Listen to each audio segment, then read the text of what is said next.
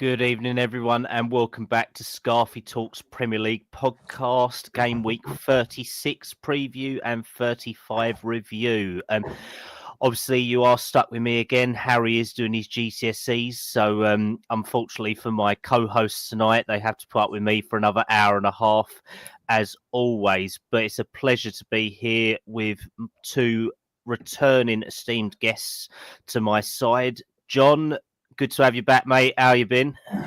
I've been great, man. Kallum, thanks for having us on, mate, and even to everyone in the chat as well. And yeah, just been great. You know, I've been really busy off late on my YouTubes, and I did 4 games in a week, which is a madness. Telford last week, I've done Bradford City. Have you seen the video on that? That's a mad one. Kidderminster Sunday, AFC Tottenham got promoted on Monday. So yeah, really doing well. Numbers are going up fast, and TikTok is absolutely killing me. Mate, I love to hear it. And I do very much value your time as always. And Trav, I know it's been a while since me and you've been on one of Harry's pods together. Spurs still have Enoch in. They aren't Enoch out at the moment, but me and you can still at least have a bit of fun with some Premier League stuff instead of just Spurs. How you doing, man? Yeah, really well, thank you. Yeah, I think it's actually my debut on the Premier League podcast tonight. I don't think I've actually done one yet. So, John, I know we've met before, and always good to read chats. I know you're a very, very busy man. I've actually had quite a productive day myself today. I've actually passed my mental health first aider course that I'm really, really happy with. It was a 2-day course. With mental health first aid England. It's something I've been wanting to do for a long, long time. So yeah, I'm happy to have it under my belt now, and hopefully take it into the workplace and life in general. Really, so happy to have that. Oh, mate, buzzing for both of you. That's brilliant.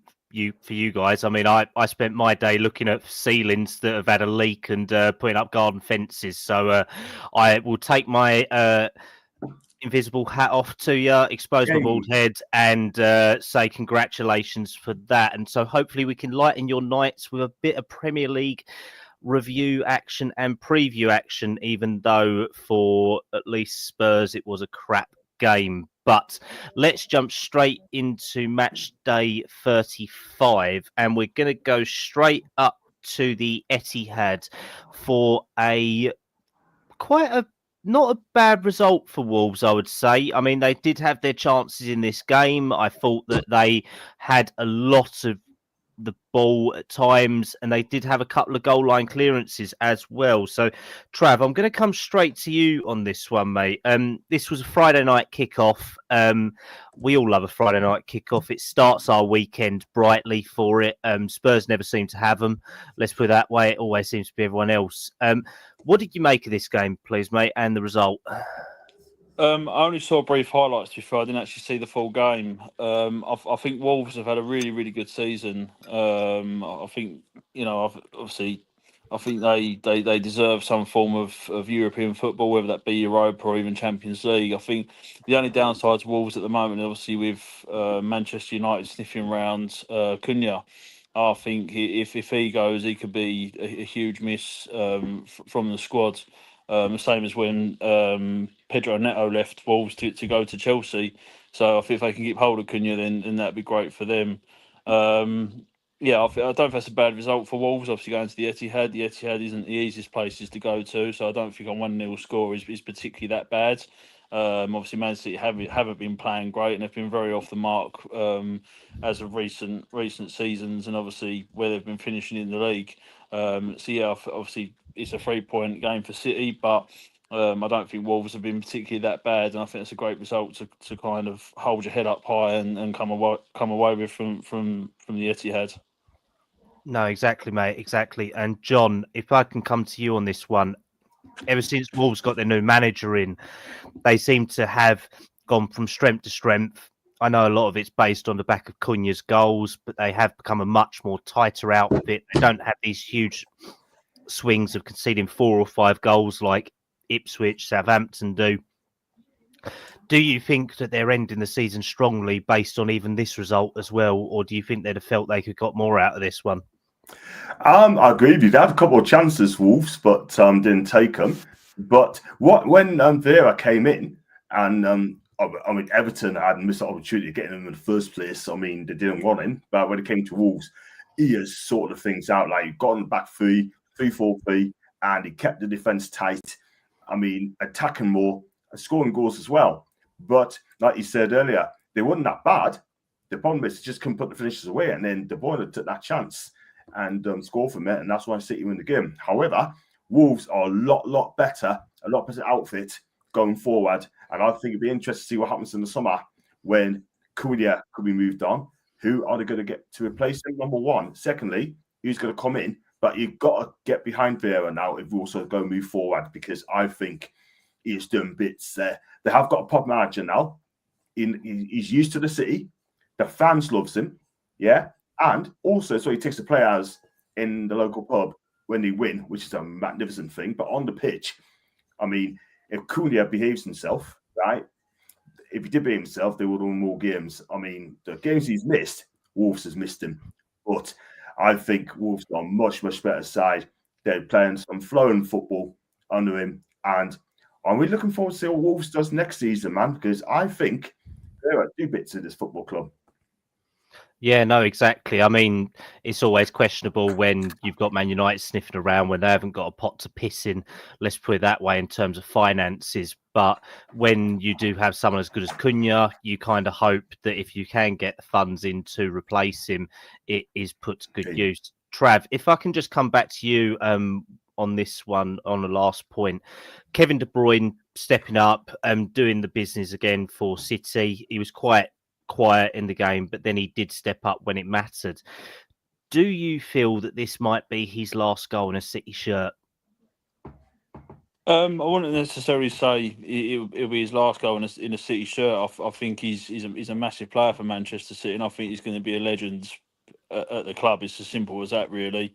But yeah, I don't think it'll be his last goal. You know, he's done massive things for Manchester City, and he's been a brilliant player throughout the last God knows how long he's been there. Obviously, coming from Chelsea. Yeah, and I actually idolise what he's been through in life, and his personal struggles from his growing up to being rejected from different clubs, and from what he's come from that, and how he is as a footballer. I think he's probably one of the best centre mids I think the Premier League will ever see. Obviously, barring Moussa Dembele. Funny enough, obviously they're both Belgium, and obviously absolutely top draw. But yeah, no, I don't think it'll be his last goal. But I know what a huge miss he's going to be to Manchester City when he moves on. Yeah, no, of course, mate. And I mean, he is one of my favourite players that I have seen. And City, as we have to appreciate, are a newer club compared to a lot of others. They don't really have legends in the game, but I would say that he's probably got legendary status for them, and probably Premier League legend status based on the goals and assists that he has done and appearances.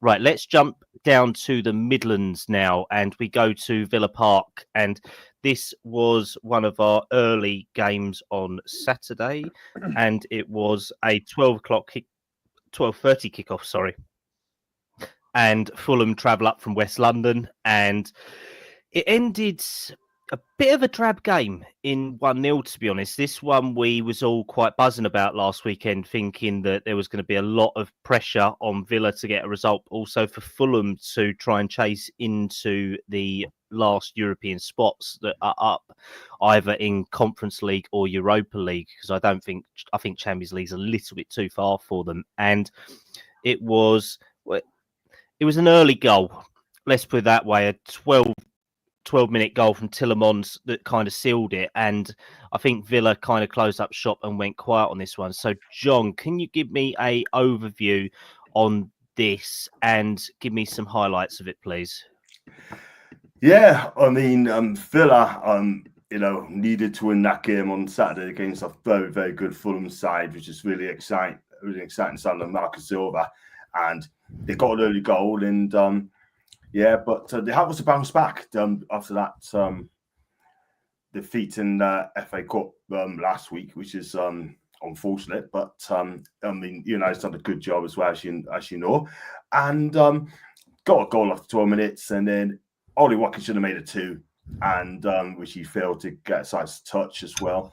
But I mean, Fulham had some couple of chances, by the way, and as well. But obviously, it was a bad result, really, because they needed to win that game to have any hopes of getting to European football, yeah.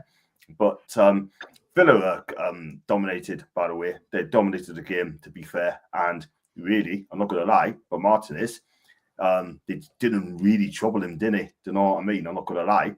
But they had a chance, though, for them, when Sesson went close. But it was just allowed for handball. But other than that, it was a comfortable 3 points for Villa. And I think if they are going to get Champions League, they have to win all the games. I mean, they've got a tough game coming up, which we're going to talk about later on, I'm sure. But I honestly think that Fulham deserved the 3 points, and Fulham were disappointed, to be fair, looking after the game. Yeah, I completely agree, mate. And Trav, if I can bring this comment in from David Clark to you, mate. I think he's completely right. I will put in a more diplomatic way. Fulham's travels across the season haven't been great, and they've made Craven Cottage pretty much quite a fortress this year. They've taken a lot of big scalps, so their away form has a lot to be desired. Do you think that this is one game too far this time at Villa Park for them? Yeah, I mean the comment that's just been left in the chat is quite a derogatory term, really. I think Fulham have done really, really well. Obviously, I know they've had a dip. However, I think they have had a quite a good season, and I was hoping to see Fulham either in Europa or Champions League football. I think Villa obviously are probably more the superior club to get European football, But yeah, I feel for Fulham because they have had a good season. I mean, that Munoz was scoring for fun at one point, you know. And obviously we let Tottenham let Sessegnon go back to Fulham, and he's played really, really well since. He's just it's just our luck, really, isn't it? However, yeah, I really do feel for Fulham because I think they've had a good season, and I hope they finish in a decent position and a position they deserve to finish in. Because I think they have done really, really well.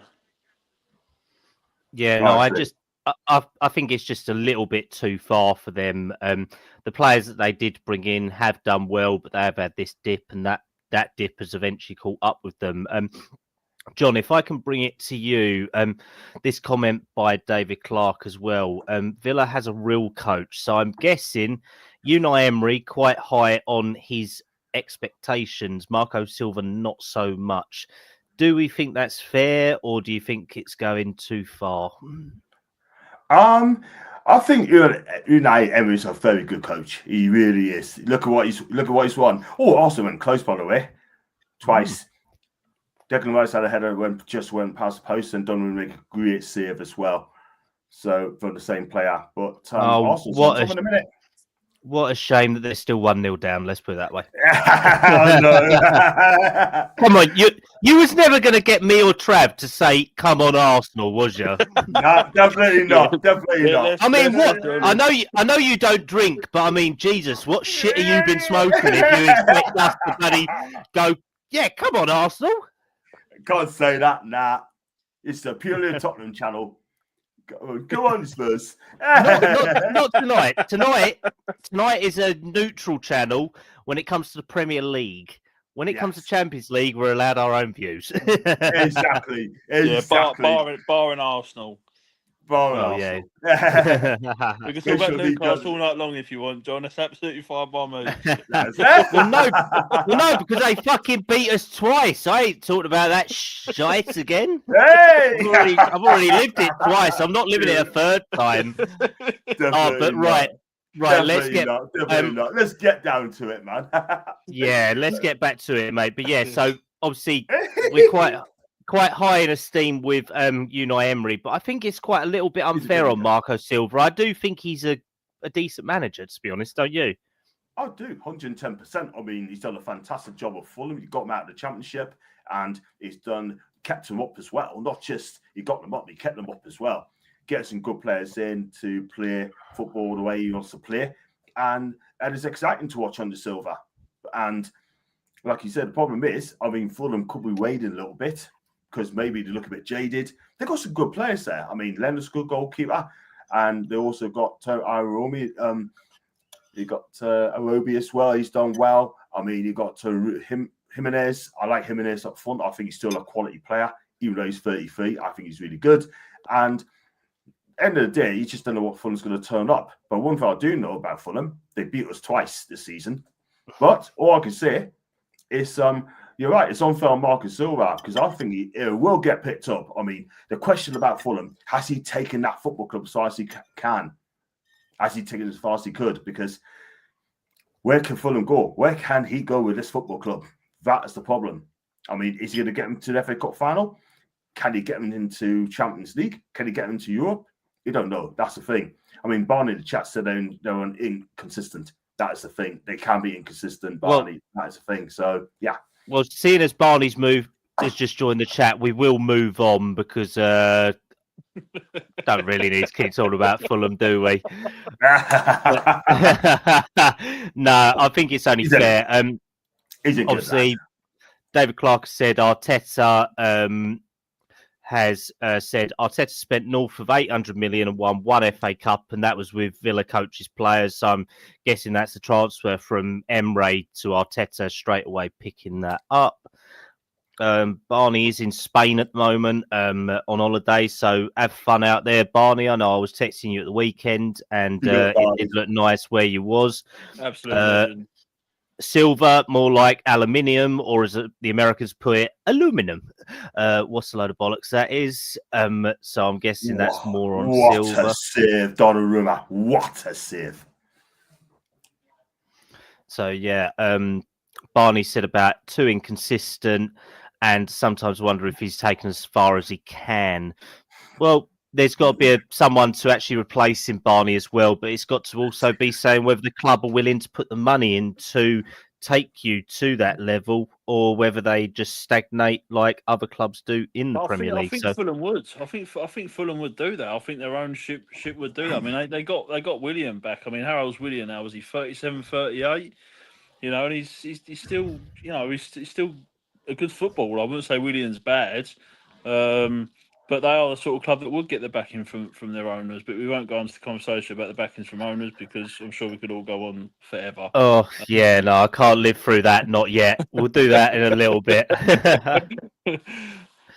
Oh, right. But no, I would hope that... I think Silva may be at his level, because it's sort of the Watford, Everton... Fulham sort of bit. Obviously, he did have his time out in Saudi as well, but I could be wrong. I hope I'm wrong, and he could go on to do stuff at a next level club. But based on what we've seen at the moment, we can only go on what we've seen, and we can only judge him on what he's done previously, which I think's fair.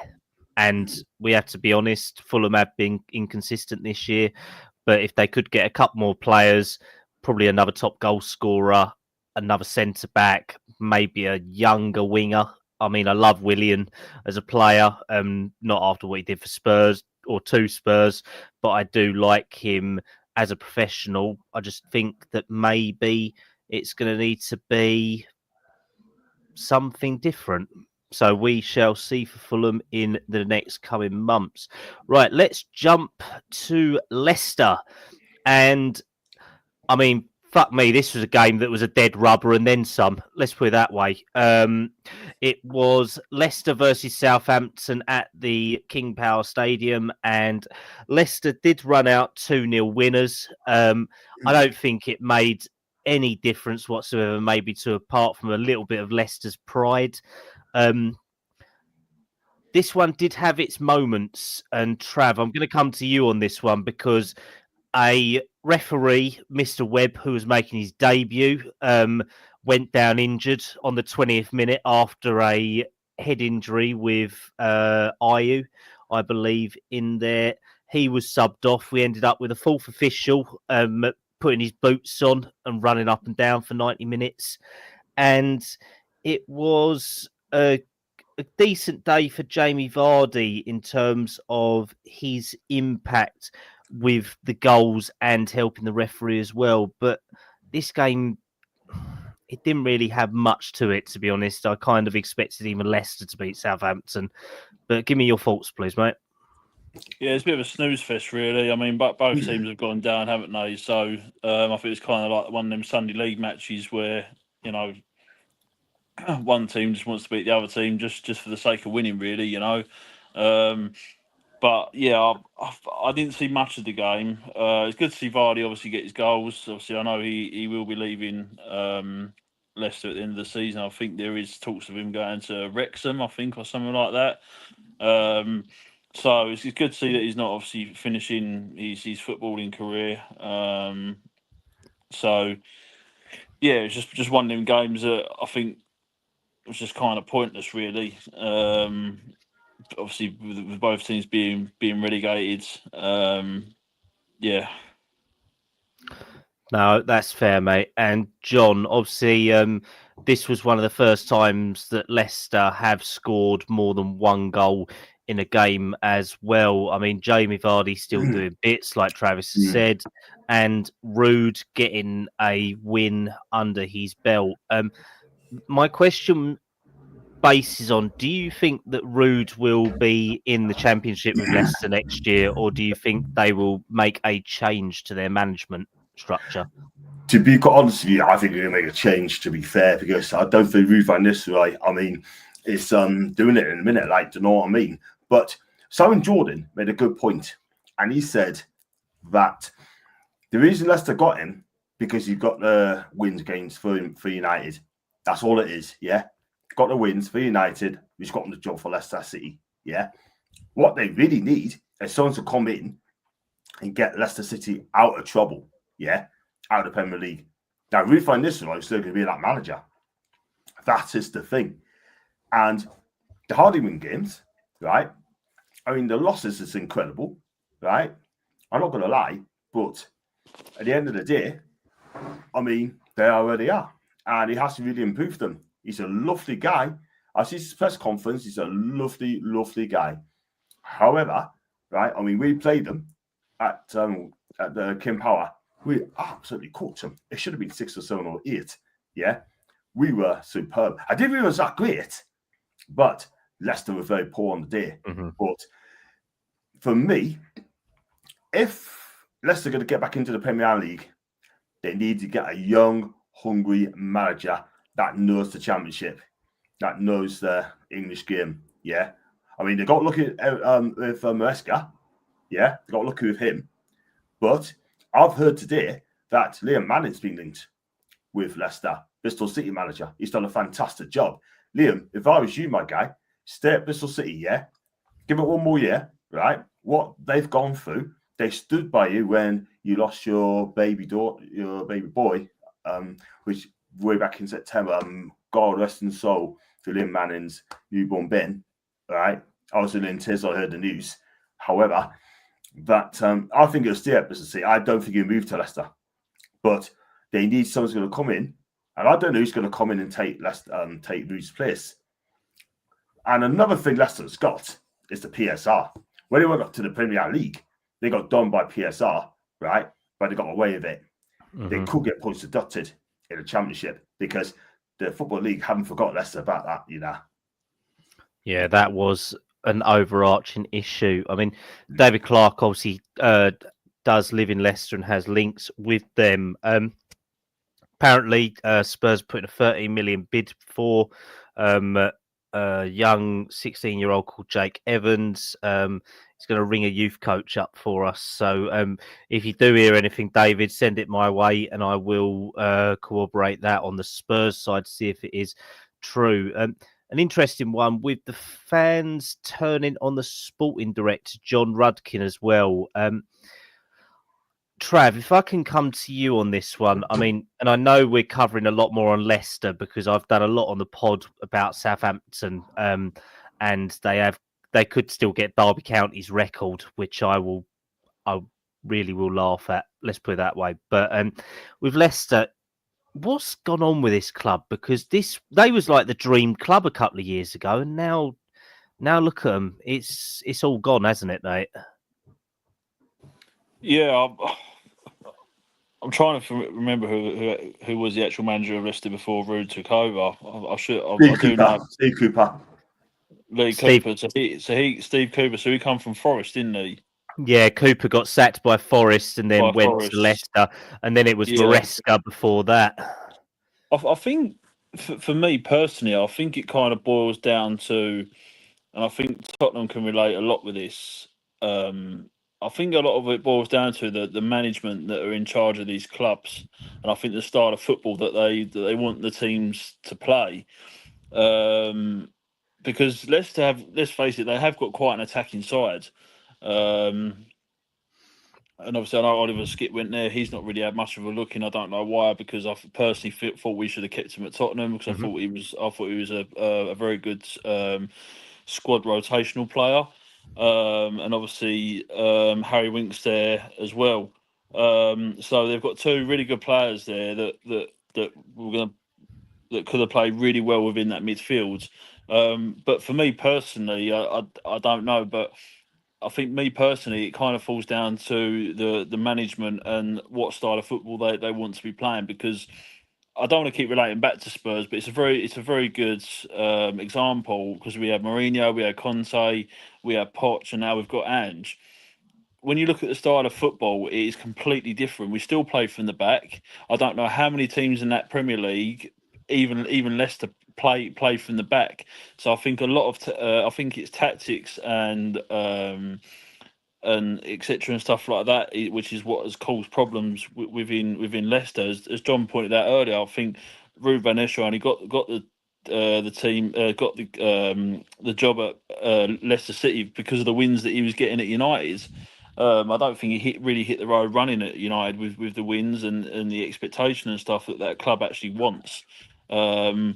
But yeah, I think a lot of it is down to the style of football that they play, and I think that's what kind of ruins a lot of clubs, i.e. Tottenham and obviously Leicester.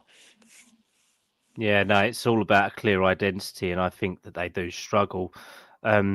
Obviously, David Clark, the tragic story of Leicester City is when their owner died in that hospital helicopter crash, and his son just isn't the same man. Yeah, completely right about the son.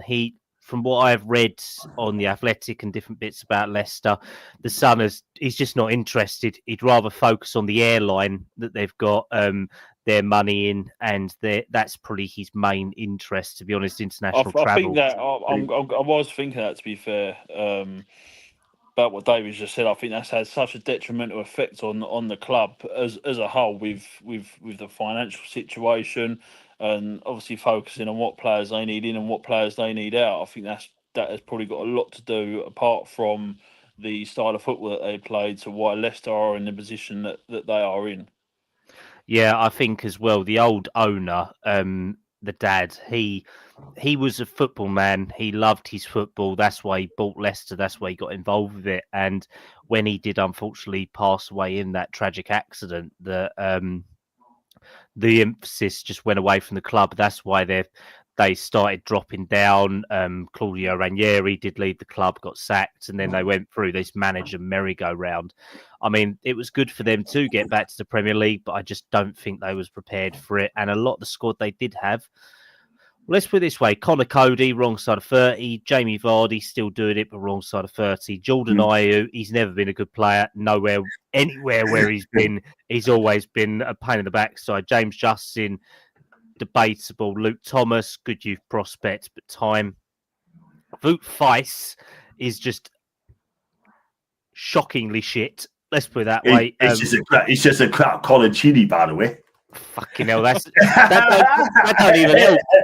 Literally, I mean, he reminds me of Vlad Kirakesh when he was at Spurs. Pilot, yeah, he's crap. Wilfred the Impala. Don't. Fucking hell.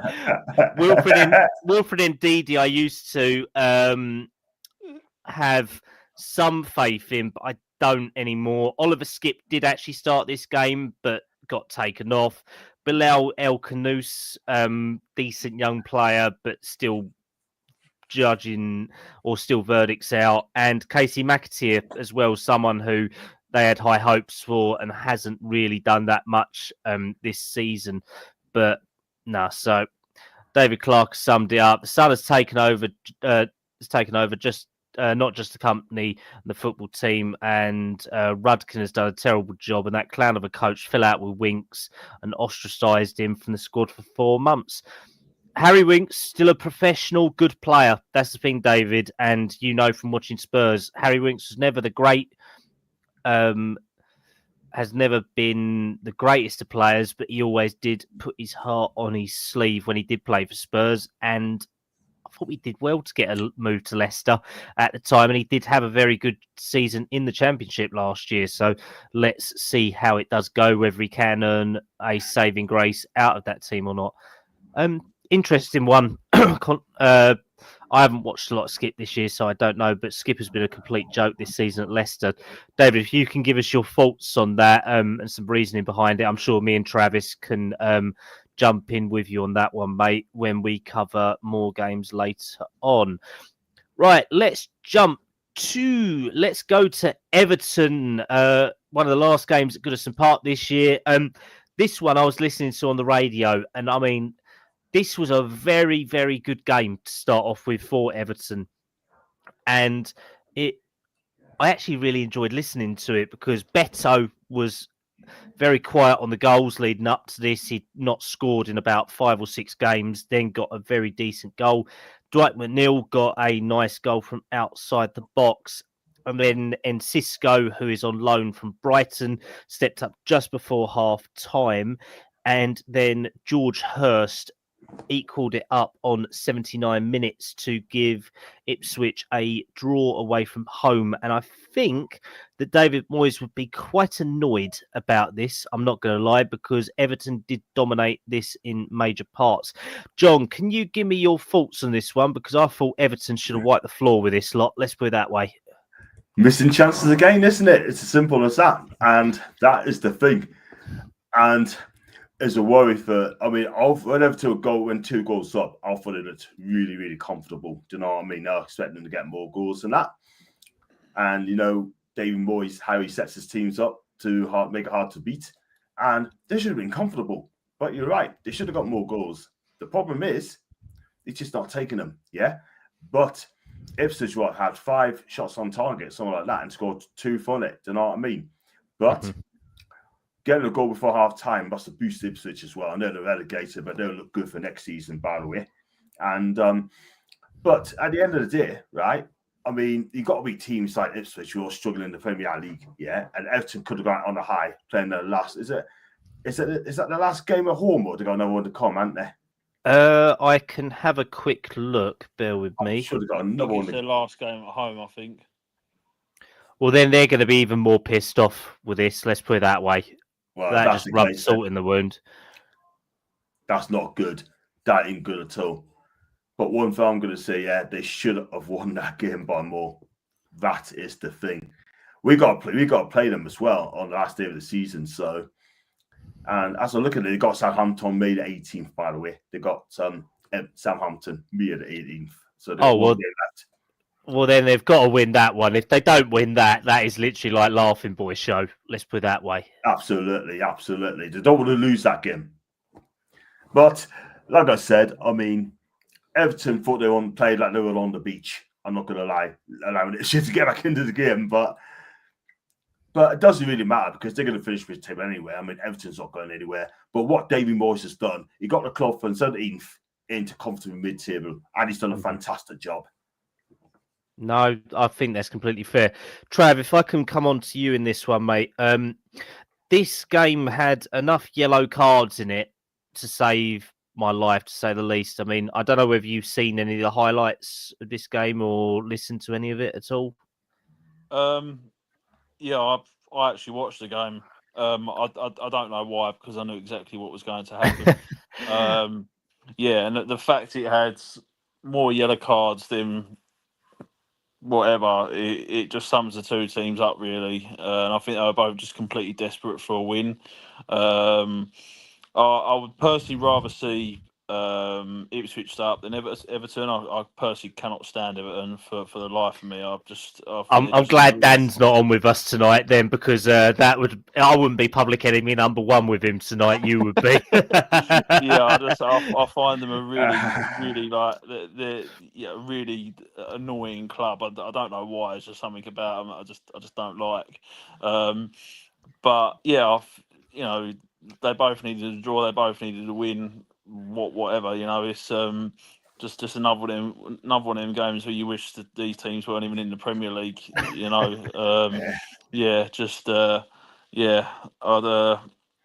I'd rather watch Spurs. What did we lose against Newcastle a couple of years ago? 7-1. And Obafemi Martin scored like 5 goals in like 6 minutes or something ridiculous like that, weren't it? Yeah. Don't make me relive that one. I ended up in a bar fight after that with a Geordie fan. That didn't go down well. That didn't go down well because I was being a leery little prick.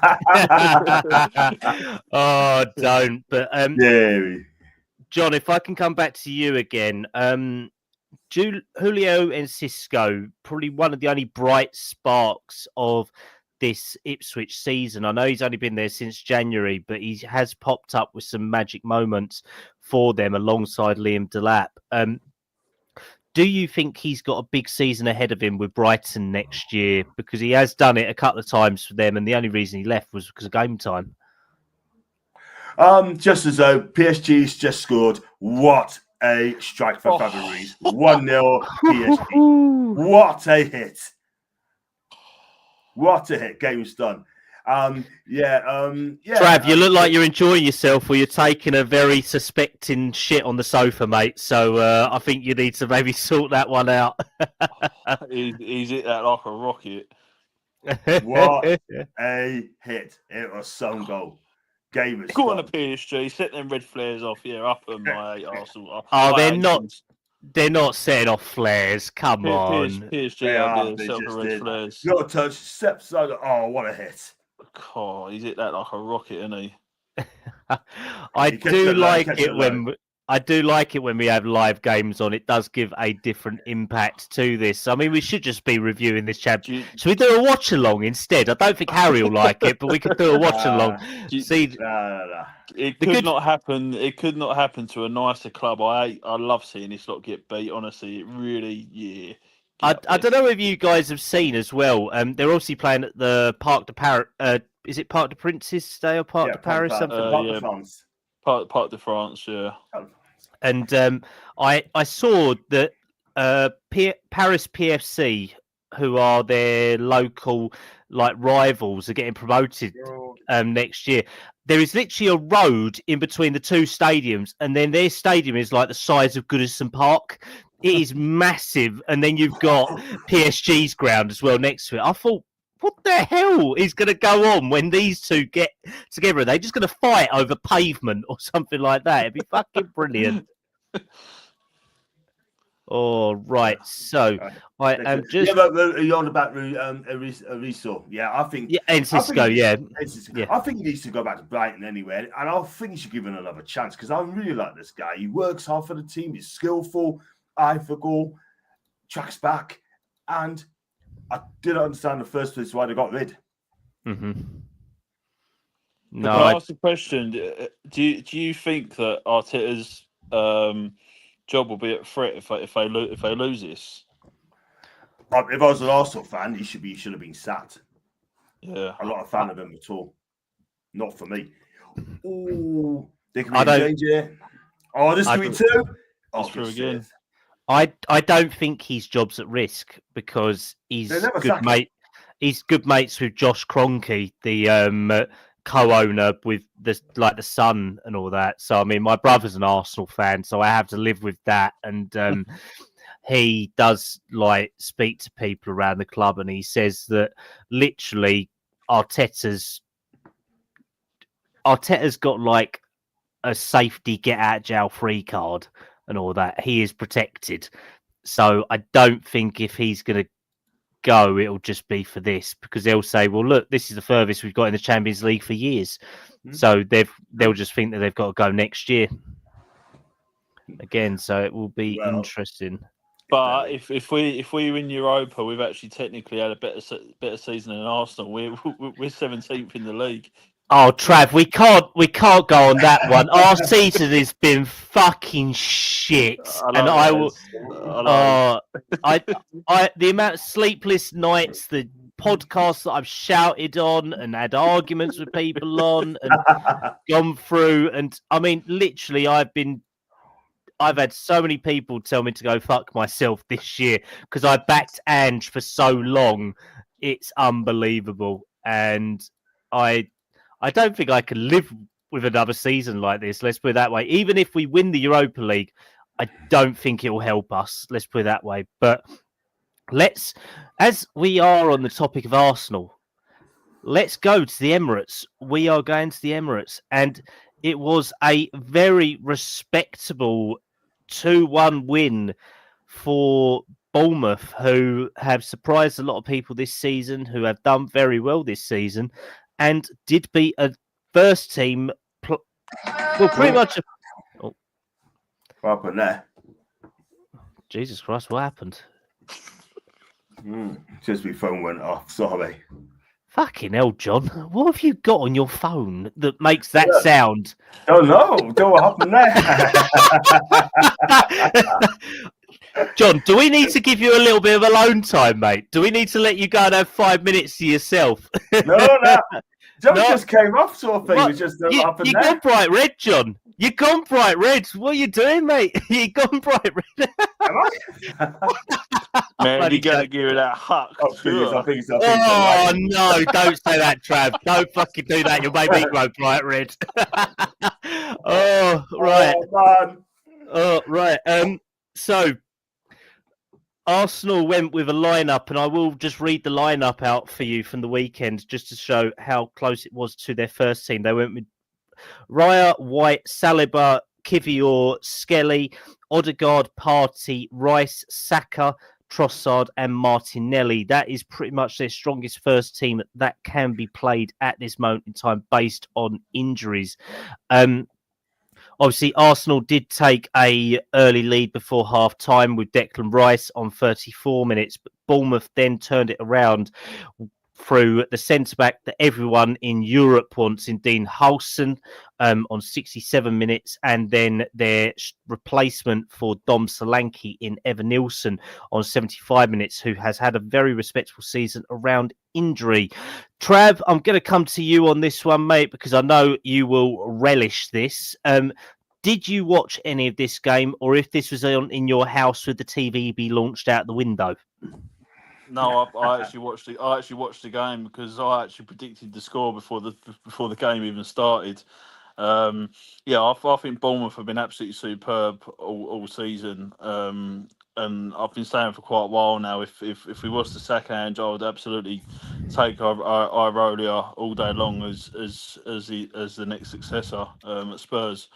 What he's done to Bournemouth, considering they lost Solanke to us, and they've got that Evan Nilsson who's absolutely brilliant, and they've got a couple of other good players as well. Justin Kluivert, for example, absolutely superb. Thoroughly deserved by Bournemouth, but Bournemouth don't give up. They take the game to their opponent and they don't give up, and they really do play some really nice football sometimes. Yeah, no, of course, mate, of course. John, I'm going to come to you on this one. Yeah. This result didn't really help Arsenal in any shape or form because it did allow Man City to creep up on them. So their safety net that was probably about 10 to 15 points is now 3 points. Bournemouth are safe. We know that Bournemouth, there's a chance if results go the English club's way in terms of Champions League winners, FA Cup winners, Europa League winners and Conference League winners will extend the European places down, and that brought them closer on 53 points. But Arsenal are now on 67 points with City in 64.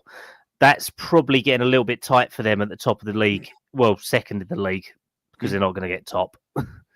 What do you think? I tell you what, look at the table now. And Arsenal's position at the minute is precarious. Yeah, I mean, look at them.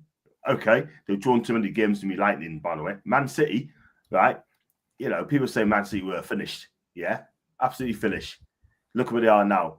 3 points behind Arsenal. Yeah, we're only a point behind Man City, but I don't expect us to finish with both Man City. But I'm not going to lie, but that doesn't look good. But if Arsenal don't book up their ideas, they got Liverpool away, they got players at home, and they got players at Hampton. So we say they get another 3 points out, taking the 70 points, yeah. And they get Champions League. They will get Champions League, but they can go down as low as 5th if they don't fix up, yeah. And losing to Bournemouth hasn't helped their course at all whatsoever. Don't know what I mean? They started well, score through Odegaard or Gibraltar. That's what I'm going to call him, Gibraltar, because that's what he is, yeah. And the second half, yeah, I mean, they got done by 2 set pieces, yeah. First was a long throw-in. Semenyo came on to sub and made a difference. And then after that, they could steal another goal from a corner. Am I right? I mean, it's just it's crazy, man. I mean, Arsenal's just losing to daft games this season. They really have. And something is not right at the Emirates at the minute. Like, the fans aren't happy. Yeah. Then they should be beating teams, and they're not being beaten teams. Yeah. But Bournemouth had a fantastic season this season. They really have. They're boosting their own European hopes by that win. Yeah. But Arsenal still need a number 9. They need a striker so badly. And until they do, right, then that's not going to fix up their problems. Yeah. But fair play to Bournemouth. Yeah. They came in, the Emirates, done a job. I mean, Ariola done a wonderful job this season, guys. He really has. And he should be up there for being manager of the season for me, because he's done brilliant at that football club. He really has. But going on Evan Nielsen, right? I like this player. He works hard for the team, never stops running, gets an eye for goal, and he's just got opportunity to score, by the way. Good player he is. I don't know what you think of Evan Nielsen, guys. He's been really good. Would you say it's better than Isaac, John? Oh, I wouldn't say it's better than Isaac. But I mean, Isak hasn't been playing well because he's just not. He looks he's carrying an injury at some. Do you know what?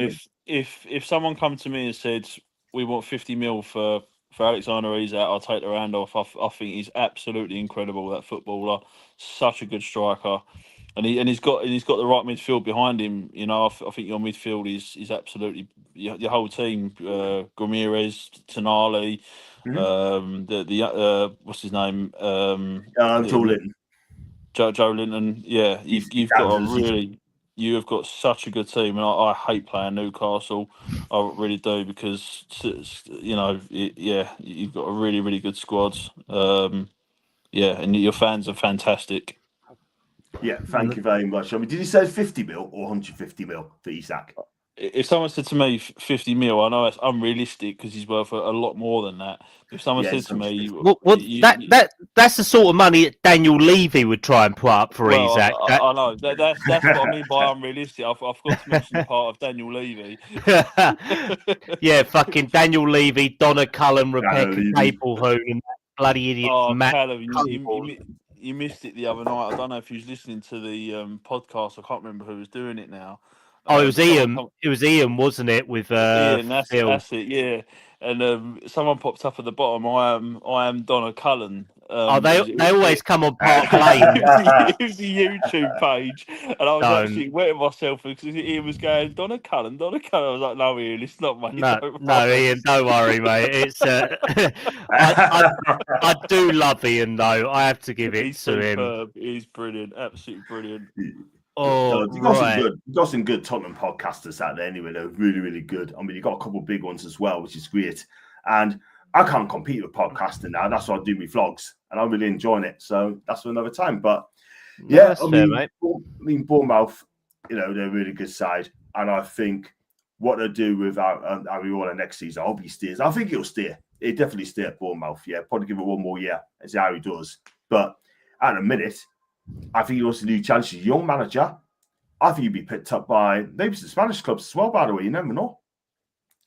No, exactly, mate. Exactly. Right, let's jump on to our next game, our first Sunday kickoff. There was a couple of games at 2:00 going on, and this one was another West London fixture. Manchester United travelled down to Brentford, and this one had a similar story. United took the lead. Mason Mount with one of his first and only goals of the season, based on his injury record, which is appalling. Then Luke Shaw, unfortunately, on his first start back in God knows how long, scoring an own goal. Kevin Schade stepping up on 33 and 70 minutes to score respectively for Brentford, and Johan Visser stepping up in 74 minutes with a late rally on 82 minutes from Garnacho and Diallo at 90+5. Trav, if I can come to you on this one.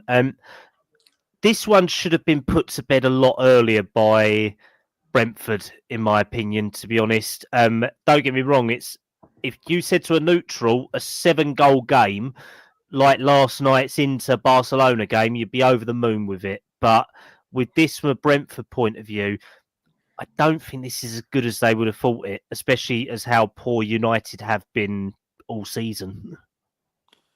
Yeah, I think Brentford maybe took United for granted, really. I think, near enough every manager and every team can see in the Premier League how poor Manchester United are playing at the moment. So I think they kind of maybe took that for granted a little bit. Obviously, that's why Manchester United got the 3 goals. United just don't score at the moment. It's near enough impossible for them. But yeah, I think Brentford have been another team that have been really, really good this year, climbing up the Premier League and getting some really good results. As for United, I think they're lucky to be where they are. I think what's his name, their manager. I think he's a bit out of his depth, personally. But I don't think he'll be manager at Manchester United next season. Personally, I think they're kind of trying to scrabble a new manager together now. Personally, but yeah, I think Brentford are just a top club. I think they just kind of let themselves slip a little bit by taking United for granted a little bit, and that's the only reason why they got the 3 goals. No, that's fair. And what's your views on Thomas Frank as well, mate? I think Thomas Frank is absolutely superb. I think he's definitely up there, one of the best managers of the season. I think he knows how to manage. He manages well. He gets his substitutions right. And they are an attacking side, obviously, with Wizard and Bremo. Again, another 2 players I'll take at Spurs. And I know we was looking at Worcester a couple of years ago. I think Worcester's a really good attacking player. He's a threat in front of goal. He's guaranteed to get goals. So I think Brentford are again another really good side. I just think Man United would just come off very, very lucky. And we're lucky to get the 3 goals that they did. Obviously, with Mason Mount scoring a goal, you've got to be playing somewhat bad to be letting Mason Mount get a goal. The guy never scores. I think what they signed Mount for, was it 80 million, something silly like that? About 50 million, and then he ended up injured for a year and a half. Yeah, he's not worth anywhere near that, and I'm not saying that out of spite or to be horrible. Mason Mount is not worth 50 million. He's worth 25 million, if that at a push, personally. No, that's completely fair. And John, if I can come to you, like Travis was saying, obviously United might be looking to replace Ruben Amorim at some point, and this game didn't really inspire too much confidence for them, but they did go for a much changed team, I believe, with the Europa League this Thursday in mind. Do you think this game would have had any impact for United, or do you think it is just a dead game that they just wanted to move on from? And I think, if I'm honest with you, excuse me, in my opinion, I think Ruben Amorim's concentrating on the Europa League to try to qualify for the Champions League, to be fair. That's why he's made a couple of changes here and there. But I don't think United will sack him, in my opinion. I think he's here for the next season as well. The problem with Ruben Amorim, he said that it'd rather come next season, not just during the season. Mm-hmm. But he was told that you have to do it now, you need to get an opportunity again. So they put him on that spot. For me, I would have stayed at Lisbon. Do you know what I mean? And then try again in the summer. Do you know what I mean? Or take part, go again in the summer. Because at the end of the day, if they really wanted a manager, if they really wanted him, they would have to be patient. Carry on, refine this joy, and then get Ruben Amorim. Yeah? Mm-hmm. But for me, going on to the game, they can see them goals again. And I think you guys will win the Europa League. If you get past these, Bora Glint tomorrow, I think that European trophy will be yours, mate. I really, truly believe you'll win that trophy. I'm that confident you'll win it. And for me, I think on the game, I mean, Brentford deserved to win. They had lots of chances as well. They had 6 good chances, 6 shots on target. Should attack them. But again, they've just been poor. Absolutely shocking. This is the worst United team I've seen in my lifetime. I've said this to you guys many a time. And what needs to change? They need a whole team, a whole new team, because some of them are not good enough. They need to build around Bruno Fernandes, Dario, Ahmad. They need to build a team around him. He'll come good. And I think there's got to be problems there. Some of the players are just not good enough. Yeah. Someone's overstayed the time there. And it's so desperate, guys. And I feel at times for them. I know Newcastle fans are not going to like what I'm about to say, but at the end of the day, it's what it is. But you touched on Thomas Frank, right? Mm-hmm. He's a fantastic manager, yeah. But I think, does he fancy a new challenge? Again, has he taken Brentford as far as he can? He loves Brentford. I think he'll be here for a while again because he loves that football club. I don't know what you think. Yeah, I mean, are we thinking that that's Thomas Frank's levels? It's a subjunctive, and it's only a point of view. But do we think that he's the same as Marco Silva? Is Brentford his level? Could he take that next step up? And I mean, he has done very well this season, considering that they did lose Ivan Toney last year. I know he didn't play that much, but he was their talisman, and everything was built around him for so long. So the structure at Brentford, I think, is right for Frank. Whether he would get the same flexibility and freedom at another club, I think would decide that for him, to be honest. Because if he came to someone like Spurs, I don't think he'd enjoy it at all. I think he'd be shackled. He'd have to be a mouthpiece of the club or not. Frank's a very honest man. He says when Brentford play shit, he says they're shit. When they're good, he's waxed lyrical. And obviously we know he's got some of the best set-piece coaches in the league as well. Simple as that. I think it's silly to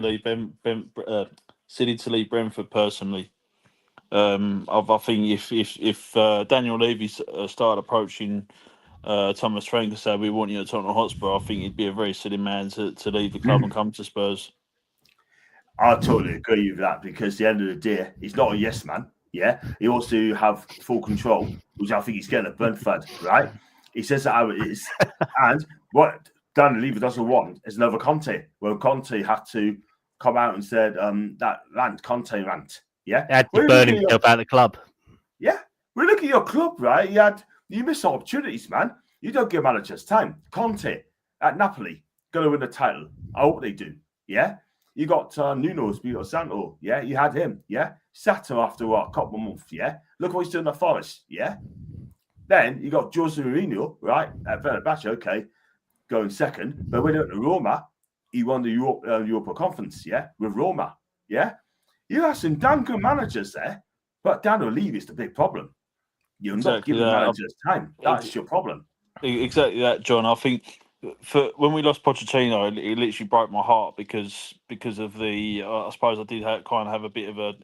He did have a bit of an emotional effect on me within the club because of how he felt about Tottenham Hotspur and how I feel about the club from a very young age. However, I think Conte. Losing Conte because he called the club out, he called Levy out, and I listened to his press conference quite a few times during the week because he's absolutely right, and Daniel Levy could not see what he was saying was completely right. And he didn't want to back him, and I think Conte could have taken us to a completely different dimension if we had kept him at the club. And given him the backing because he was a serial winner. He, the training sessions, the brutal training sessions that he'd give the squad, and the list is endless with Antonio Conte. But I had real high expectations for him, and I was so excited when he come to Spurs because of who he was and given his proven record. No, that's completely fair, Trav. Right, well, I am going to make our day a little bit longer, at least for it. We do travel across to East London. We go to the only place with a running track as well as call itself a football stadium. And it was Spurs 1, West Ham 1. Trav, I'm going to stick with you on this one, mate. Let's put it this way. This game looked like neither club were interested, to be honest. It had the feel of literally a relegation scrap where everyone was just waiting for the season to be over, to be honest. Spurs got their goal from some sloppy West Ham defending, and West Ham got their goal from some sloppy goalkeeping and silly pressing from Spurs. Can you give me just a quick overview on this one, because it was such a poor game? I think the overview for me, I think the game in itself was a complete snooze fest, to be completely honest with you. And as you quite rightly said, I don't think either team could really be bothered. My biggest thing with this is, one, I don't know where West Ham United would be without Joe Bowen, and two, Vicario. Why do we play Vicario? I do not trust that goalkeeper in the slightest. And I said this on a previous podcast the other night with Ian. Kinksky has to start Thursday night. He has to start. I would completely drop Vicario, keep the back four exactly the same. Apart from I might swap Danzo from Romero, because I thought Danzo was absolutely sublime against West Ham. I thought he was an absolute machine in that defence, an absolute animal. The reason why you don't start Kinksky, mate, is because he can't play. He's not registered in Europe. He's not registered, is he? No, he's not. You've either got Brandon Austin or Alfie Whiteman, because they took up the goalkeeper slots for the homegrown contingent. See, I don't have a problem with Brandon Austin, though. I think when we played him before, I really don't think he's played that bad. The same with the other youngsters. I can't remember what their names were now. You've got Mikey, you've got Dane, you've got Demola Ajay as well. Ajay, yeah. Yeah. Because there's passion and there's hunger within them players, you know. And they played against, I think it might have been AZ when we played AZ, and they come on and they scored them goals. You know, there's hunger and there's desire and there's passion within these players, and I think that's what is so wrong about our football club at the moment, because there's so many players within that squad thinking, oh, it doesn't matter, I'm going to start this game anyway, you know. But I think there's so many players there like Mikey Moore. How has Ange only given Mikey Moore so many select few minutes compared to what he should be getting, and still started Son? I know he's injured at the moment, but Mikey Moore, I'd start him Thursday night. Thursday night. Take off. Leave Tell on the bench. I don't know if Sonny's going to be fit. But going back to the West Ham game, so I went off track a little bit there. That's all right. But yeah, it was a complete snooze fest. I don't like Vicario in goal at the moment. I really don't. And yeah, neither team can be bothered. I think both teams just want the season to completely end now, to be honest with you. I'm completely with them, because the season does need to end very, very quickly. Yeah, and obviously if we do lose tomorrow night, then the season will definitely be over. Yeah, and he will be out of a job, which would be fair. Right, John, I'm going to move us on from this game, and I'm going to give this one to you. Yeah. This was Newcastle Brighton, and I'm not going to lie, I think that Newcastle will feel quite aggrieved in this game, wouldn't they, mate, to be honest? Yeah, I mean, because of the poor goal, by the way, like Minter, I knew it would score against us.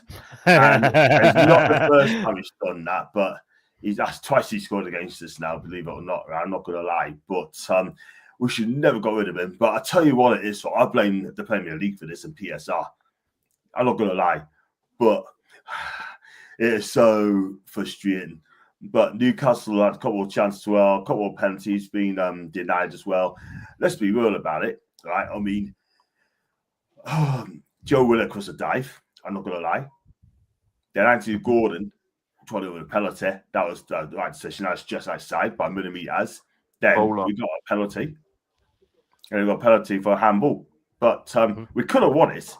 Kind of was that good shot, good chance. The keeper made a great save. But then again, Diego Gomez should have done better with that free header. Went past the post with Nick Pope rooted. But let's be real about it, right? I mean, I've seen the highlights, by the way. But if you don't take your chances, you're not going to win games. Simple as that. Alexander Isak, I'm a big fan of Isak. Everyone knows that, yeah. But he's just not a match fit at all whatsoever. Joe Linton is a big miss in the midfield. Yeah, a massive miss. Joe Willock's going to take his place. I hope Joe Willock comes back to play like he was on the Steve Bruce, yeah. And I'll technically still win because I like him. I like Joe Willock, yeah. But if he doesn't do it this season, then there's people asking about him getting moved on. But you've got Miley waiting to come in, haven't you? Simple as that. You know what it is, right? I mean, I feel sorry for Lewis, man. I really do, yeah. He comes in, that's good games, right? And then he gets dropped, yeah. Say, you're dropped, you're benched, yeah. For me, right? If I was his agent, right, I'd say, look, Lewis, if you know what's best for you, mate, I love you, Newcastle. I love him here, but I think he needs to be getting games elsewhere. Send him to Germany, Dortmund, Leipzig, Leverkusen, yeah. Go to the German clubs, go to the Bundesliga. I think he'd be brilliant for the Bundesliga, Lewis Miley. Yeah, because I tell you what, anyhow, we'll pick flipping 36, right, before Lewis Miley. He'll pick Joe Willock before Lewis Miley. Yeah. And I'll tell you one thing, right? I mean, I feel for Lewis. I mean, look, at the end of the day, right? I mean, Gary might be watching this, right? Big up Gary, right? But for me, I don't want to see Lewis Miley suffering. I don't want him to be victim of PSR. I really don't. If he's going to move on, get him out on loan, yeah, but not to a Premier League club. Send him out to the Bundesliga. That's where he's going to need to top himself up. That's my opinion, yeah. I mean, I know for a fact, yeah, that good English players has gone on to Germany and been a big success, yeah. Jude Bellingham, yeah. Hudson-Odoi did well in Germany. Did he? I'm not sure he played Joe. Sure he did, right? Who's that? Hudson-Odoi, yeah. He went on... I think he did go out there for one season, I believe. Was it Hoffenheim? I'm not sure. Yeah, it was either Hoffenheim or like Dortmund or something like that. I think he went to. I don't know if he went to either, but what I will say, right? I think for him, I think he needs to go to Bundesliga and toughen himself up. Do you know what I mean? Because if like Miley goes and Longstaff stay, right, or come 36, then unfortunately something ain't right. So it's not quite right at all whatsoever. Do you know what I mean? We got competition for places, man. And I want Lewis Miley to succeed. I really do want him to succeed. Yeah. But he ain't going to get any game time. I don't want him suffering. I really don't. I want him to get games. I think, unfortunately, as well, like you said, there is competition for places. Even Livramento is playing at left back when he's a right back. But Trippier's there. You've then got Lewis Hall, who's waiting to come through as well, still to play. He's there. And you've got older players like Fabian Schär, who has never been great. Dan Burn, who, yes, has had a brilliant season, but he's going to be older. And Joe Willock, who has never found his true position. He started out as a left winger, then converted to a right winger. Now he's a centre mid. So he's a bit solid. Yeah, he's solid, but the problem is he's going to be the wrong side of 30 next year, to be honest. So that's the thing. And then you've got Sven Botman as well, who is a great centre back, but can't stay fit. That's the thing. He can't do more than 5-10 games in a row without doing a hamstring or something like that. So I think that's the main. I think age and injuries is what's the main problem for Newcastle at the moment. Where that is the thing. That's the thing. I mean, sorry to cut you. I mean, got one from Gary. Right. Big up Gary. I mean, William Sula should have come on instead of Callum Wilson. I mean, that's a big mistake by Eddie. Do you know what it is, sir? I like Osula, right? He'll come good. He needs a lot of games, yeah? But at the minute, we're fighting for something, yeah? We're fighting for something. If it was mid-table, right, we've got nowhere to go, right? Now I'll play Osula 110%. I'll play him on the right, yeah? I mean, give Murphy a bit of a rest, yeah? But the fact of the matter is, right, you mentioned about all players, right? You're absolutely right. Dan Burns, 33, yeah? David Shaw's 33, yeah? Sven Botman, he'd definitely be starting next season, 110%. Yeah. I mean, don't get me wrong. Dan Burns had an excellent season. Yeah. Fabian Schär had a good season. Yeah. I wouldn't say excellent. He had a good season. Yeah. Let's be honest about it. When Kieran Trippier came back in last couple of games, I think he's been excellent. Forget the Villa game. He's been excellent. Yeah. I'm not going to lie. People said Kieran Trippier's done. Finish. Yeah. A couple of games he's played. I'd have him back at Spurs any day. Let's put it that way. We'd actually have a free kick specialist. Yeah. He hasn't. He's scored 3 kicks of late, though. That is the thing. But when he's on it, he's on it, yeah. Do you know what I mean? But I like Trippier. I really do like Trippier. I know he had one bad season, yeah, when you give the ball away. that howler against Chelsea in the Carbo Cup, I was there. That was a howler. He's always had that in his game, to be fair, Trips. But I still think that when you consider the amount of dross that Spurs have wasted at right back, I still think Trips was so good. The fact that we bought him for like 3-4 million, it was actually a great buy by Paul Mitchell at the time, and I still think there's a good player there. I think that I still would take him over Walker these days, to be honest. Would you? I think Walker's confused now. I don't know whether he's going through either trying to be a centre back, trying to be a right back, or going through a family court for child payments that he had for child support. So I don't know what the fuck he's doing.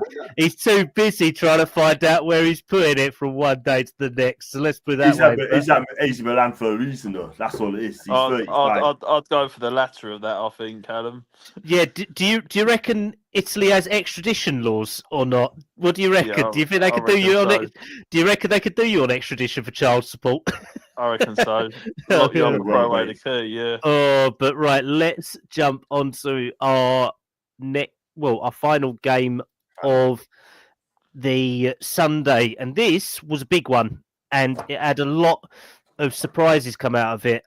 So Liverpool travelled down to Stamford Bridge, and surprisingly, Chelsea ran out 3-1 winners. Trav, obviously, me and you being Spurs fans, we're not happy when we see Chelsea win. Give me your thoughts on this one, mate, because this had the writing of just what the hell went on in this game. Let's put it that way. Yeah, I mean, to be fair, Chelsea are just another team that I cannot stand. They've got no sponsorship on their shirt, and I don't know. It's almost like they're like I just can't stand them. But I think with the Liverpool Chelsea game, I think it kind of shows where Liverpool need to strengthen for next year. I also think they kind of couldn't be bothered because they've already won the league. But they definitely showed some signs of where they need to strengthen for next year. And Chelsea, I think, they're still, battling for Champions League next year. But yeah, I think Chelsea, as much as I do not like the club, I think they've got a good team. Obviously, they've got Nicholas Jackson back from injury now. Cole Palmer, who I think is going to be absolutely superb. I mean, how old is Cole Palmer? 23? 22, 23. 20, so he's 22. so long. Yeah, ahead. so yeah, he's not even hit his prime yet. So I dread to think how good he's going to be within the next couple of years. And I think Maresca's done a really, really good job with them. Obviously, coming from Leicester, from a struggling team, it just goes to show what can happen when you're given that quality within a squad. I can't really say the same about Ange Postecoglou, obviously with the backing from the club. But yeah, I think Liverpool will strengthen. I think Chelsea will strengthen. And I think it's going to be another one of them seasons next year where we dread playing teams like Liverpool and Chelsea because they're going to strengthen in them areas and we're just going to struggle still again.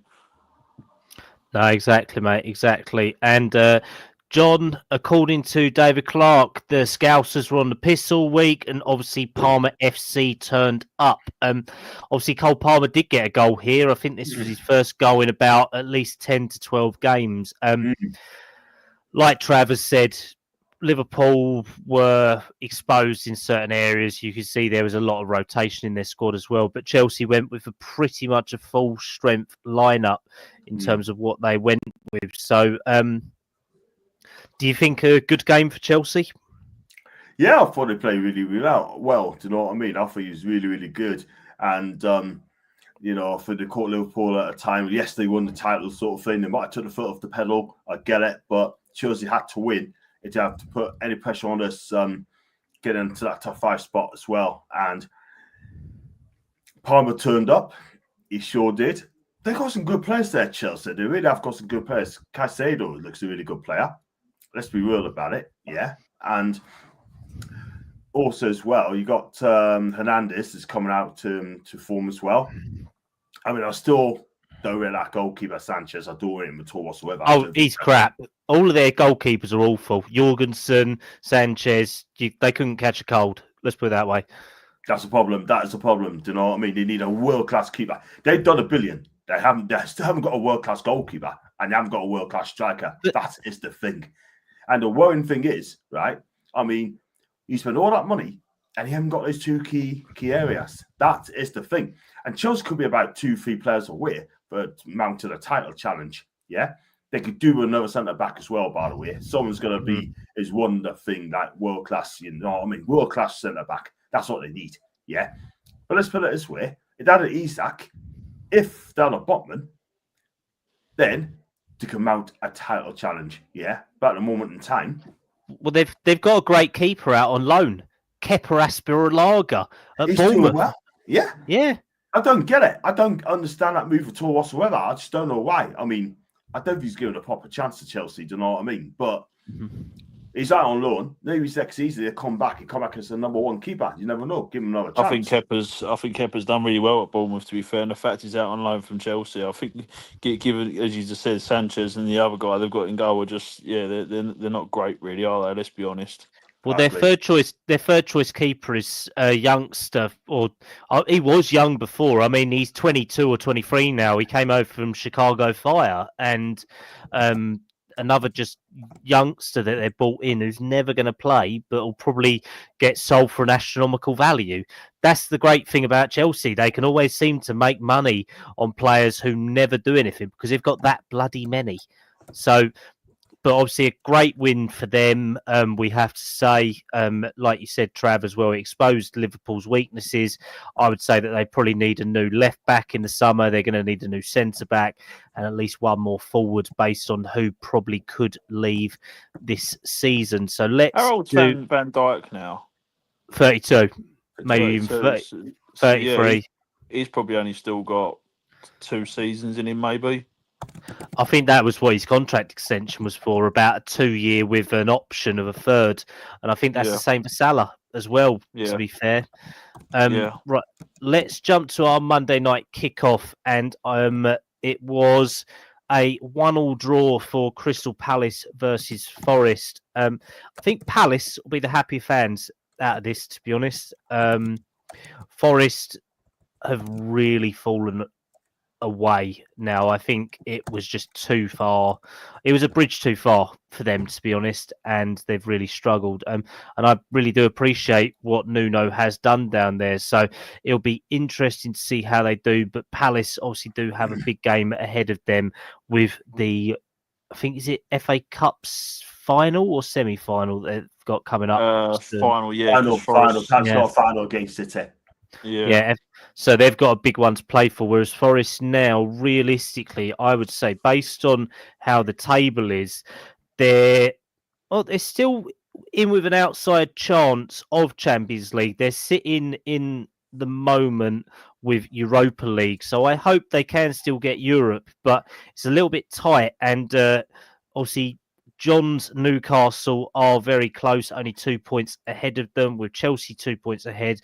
But Aston Villa are a point behind as well. So it'll be interesting to see how that goes. Right, let's finish on that segment and we'll jump ahead to our score predictions for game week 36. What we'll do, we will just do previews on these, and I will just get John's view on the Newcastle-Chelsea game, and Trav, I'll get your views on the Spurs-Crystal Palace game as well. But I just want score predictions from you guys. And what game is that? Sorry, Kallum. Sorry, buddy, you cut out. Spurs and Palace. Yeah, so I'll let you have your segment to speak about that. John will cover Newcastle as a respective fan. And then I just want to do a quick preview at the end of the Spurs and United games tomorrow for the Europa League as well, if you're happy to. Yeah. Right, so let's jump straight to West London, and Everton travel down from Merseyside to Fulham. So, John, what are you going for this one, please, mate? I think it's going to be like Everton's not got a bad record of Fulham, by the way. I'm going to go for a draw in this game. I'm going to say draw, 1-1. 1-1. Trav, what are you going for with this one, please, mate? Yeah, I'm going to go for a draw as well, 2-2. Yeah, I think I'll back it with 2-2. I think they can score goals, but they can't defend either of them. Let's put it that way. So that'll be fun. Barney's gone with a 2-1. We've got to win, or that's Europe over with. Barney, I know it sounds harsh, but I will laugh if it's Europe over with, mate. Just because it's you. So pleasure on that one, mate. David Clark's come up with an interesting one. Forest are imploding. Their coach, Nuno, stupidly changed their tactics in the FA Cup semi-final against Man City by going 3 at the back, and they've not recovered since. Very fair point. Very fair point on that one. Right. This one for Ipswich is damage. I think, it's probably got to be damage restriction for this. But Brentford, I feel, could have a field day here with Visser and then Burmo. So, Trav, I'm going to come to you on this one, mate. Are you going Ipswich win, Brentford win, or a draw? Yeah, I think Brentford are going to have an absolute field day with it.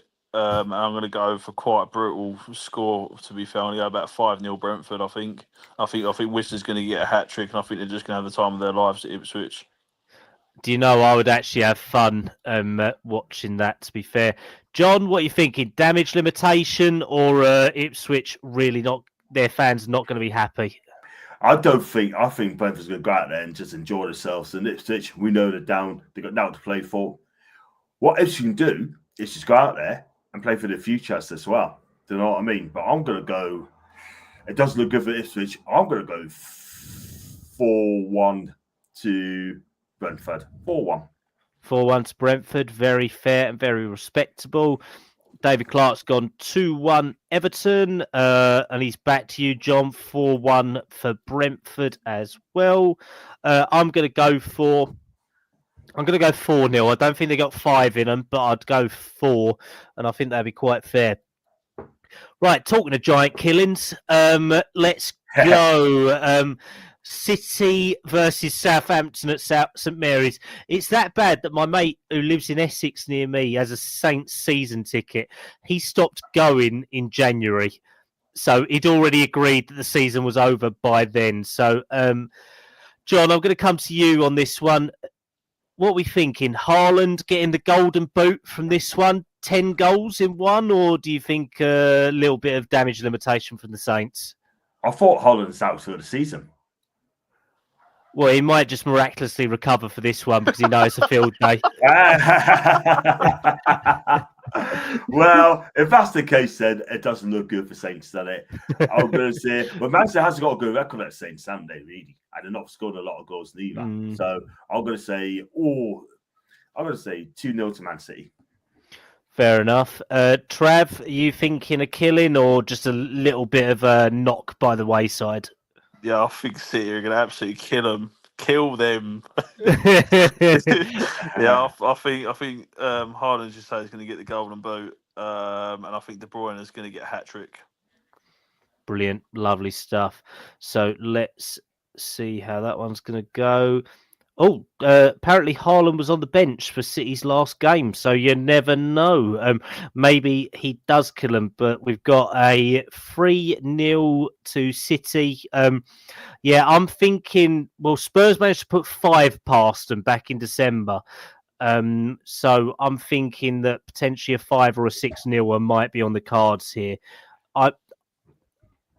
Is it bad that I feel for Ipswich, but Saints, I really don't. I just feel like they should never have come up, and it's just been one long slog for them all season. I feel sorry for their fans, to be honest. Right, let's jump to Molineux, and we have got Brighton travelling up from the south coast, going all the way up to there. I'm going to drop my prediction on this one first. I think Wolves could get a 2-1 win here. I think that could be fair for them. John, are you back in mind for a Wolves win? Are you going to go Brighton win or a stalemate? I'm going to go 3-2 to Wolves because they both can score goals. Brighton, you don't know which one's going to turn up. But for me, I'm going to say 3-2. Wolves got goals in them now. And I think we'll probably go out with a bang. No, I fully appreciate that, mate. And Trav, what are you going for, mate? Yeah, I'm backing John on this one. I was going to say 3-2, and I think Cunha's going to score in like the 95th minute in injury time. I think he's going to score an absolute 30-yard pole driver or something ridiculous like that. No, that's good, mate. David Clark's gone Wolves 3, Brighton 1, and apparently Wolves won't lose to a seaside town. Well, to be fair, that is a fair assumption. I don't actually mind Brighton. It's all Well, right on a day he ain't trip. he ain't been to Southend, then, has he? Fuck that. Fuck that. No. Is that where you are, Trav? You ain't in Southend, are you, mate? I'm about 10 miles from Southend. You're not in Rayleigh, are you? Or are you Canvey? Not far. I'm in Basildon. It's an even bigger fucking shithole than the both of them, mate. Literally. I'm actually originally from Wickford, so Wickford on the up, I guess. To be fair, it could be Jaywick, though. I mean, my saying for Jaywick is if you go to Jaywick with a body bag, they'd kill you and nick the body bag and all that. So that's literally how rough it is. Oh, look at that.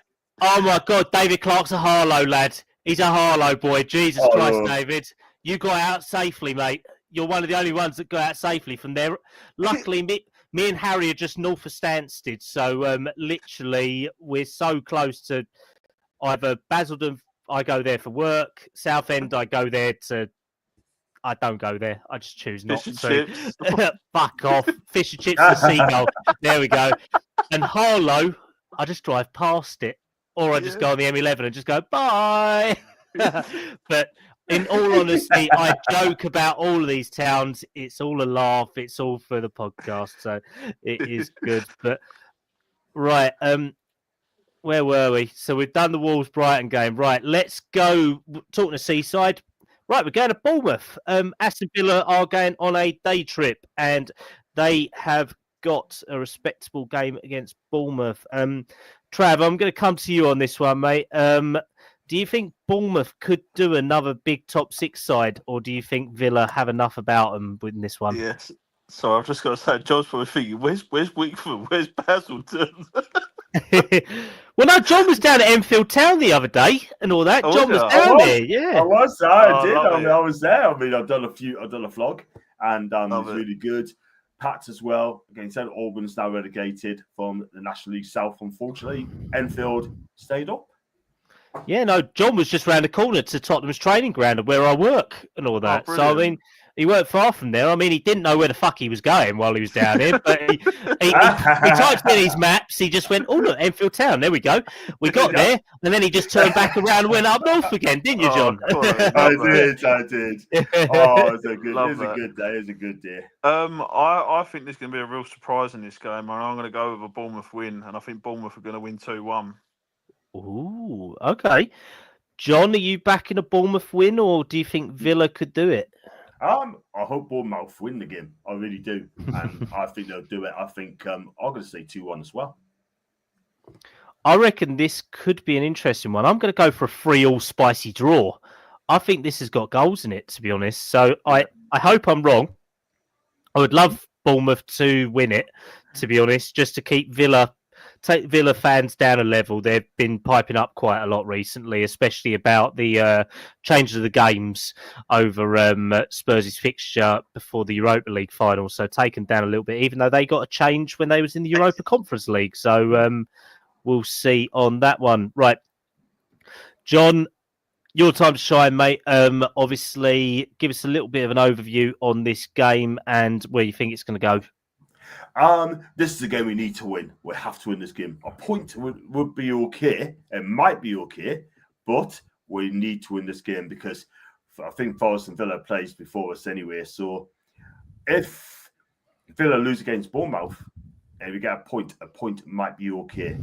That's a big might. But we're at home. We got put on the show. Chelsea's record at Newcastle's not been great.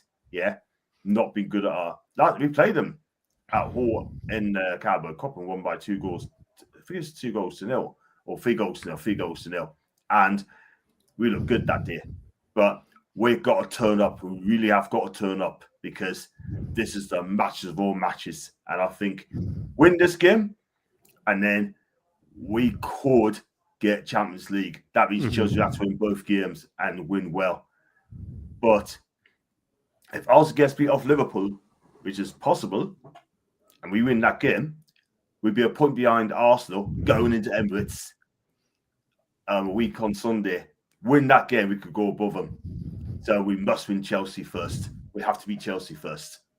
Well, I do hope that you beat them, mate. I mean, based on how it's going at the moment, Arsenal will be playing for second place in the Premier League because based on their result at the moment, they are 2-0 down on aggregate against PSG and will have... and they'll have nothing else to play for if it goes that way in just under 27 minutes plus added time. Trav, obviously, John's back in Newcastle. He wants to win. Are you back in Newcastle or are you back in Palmer FC on this one, mate? Yeah, I'm back in Newcastle all day long. I think Newcastle have had an absolutely fantastic season. I think Eddie Howe, I know he's been unwell, and I really do hope he recovers soon if he hasn't already recovered from the what did he have? Sorry, I can't remember now. I think it was pneumonia, wasn't it? Pneumonia. Yeah. I hope he recovers from that soon. I think Newcastle will give Chelsea an absolute pasting. Personally, I think Isaac's gonna absolutely run the road and play really, really well. Yeah. Probably be the last time that Kallum Wilson scores from as well, let's put it that way, before his contract expires in the summer. I will back Newcastle with a 3-2 win, I think, in this one. Just to be nice, John, to keep him coming on the podcast as well. If not, he will be vlogging away from us as always. Right, let's jump to Old Trafford, where West Ham are going up against Man United. I think this game doesn't really have much to play for, but I'm probably going to go with a 1-1 draw here. I don't think there's much to this game, to be honest. Man United are going to be focused on the Europa League if they go through on Thursday night. And West Ham, their position will just keep ping-ponging with Spurs and United around 14th, 15th and 16th and 17th. John, who are you backing with this one, mate? Or do you think a draw is fair? I think that could be. You know what? I think United will win that game. I think they're going to win by 1-0. 1-0. Okay. Trav, what are you going for on this one, mate? It'll be tight, by the way. Yeah, I'm going for a draw 2-2, and I think it's going to be another really boring game again. No, that's fair. I will give us... Trav, I'll wait for Spurs Crystal Palace till last, just to give you a bit of segment time. So if we go to Nottingham Forest and Leicester are travelling there in regards to playing their game, I'm going to go 3-0 Forest. I think that they'll absolutely kill Leicester here. Trav, I'm going to stick with you. What's your prediction for this one, please, mate? Yeah, I think Nottingham Forest are going to absolutely batter them. I think it could be something silly like a 5-0 score. And the only reason I'm saying it is I think Forest need to get their goal difference up again. Obviously, with conceding goals for the last couple of games, and obviously they are still competing for either Europa League or Champions League. So I think that'd be a massive game in the sense where they need to get their goal difference up and also get that crucial 3 points to get them close to where they were. No, that's fair. John, what are you going for? I know you don't want Forest to get points, but be honest. I think he will. I think he's going to batter Leicester. They're going to batter them. And you just mentioned the goal difference as well, Travis. You're absolutely right. And we got better goal scoring, goal difference anyway, +9 above, and also could get a penalty, by the way. And hang on, tell a lie. PSG. No. PSG could get a penalty. It's going to be given 2-0. It could be 2-0. Handball. He's giving it. He's giving it. He's giving it. Bye-bye. He's giving it. Yeah, I can't wait to see Arteta after this game have an absolute crying fit. I cannot wait for this. I will get prime. That's a blatant handball, isn't it? How can you not say that's not handball? That's not good. But this is shit. How is it that last night's game was on Amazon Prime, tonight's game was on TNT? This is bollocks. It's on Discovery as well, but they do it for the membership thing, Cal. I ain't paying for Discovery. Fuck that. No, I paid 30 quid a month for that once, and it was a waste of time. They're quite crafty, to be fair, with how they go about doing it. Okay. Fucking 31 quid now. They've put it up in the last 2 months. Cheeky What's that for? bastards. What Discovery? Yeah, Discovery on Prime, £30.99. Really? Yeah. God. I wonder why people have certain different things that they watch online and all that, and how they get through. Which I cannot say, or whether I condone it either. Apparently, though, as well, TalkSport have reported that police have used tear gas on fans outside the Parc des Princes in the PSG versus Arsenal clash as well. So there's a potential UEFA probe coming again. I believe that's the second instance where it's been French police involved in issues, well, European police, I should say, issues with tear gas against English fans as well. Obviously, myself and Trav don't like Arsenal, but their fans are innocent in all of this, and we do not condone the use of tear gas against anyone. It is used only by professionals in a capacity against crime, not against people in a crowd. So unless someone can prove otherwise, there should be a UEFA probe into the conduct, and most likely PSG will be fined after this game.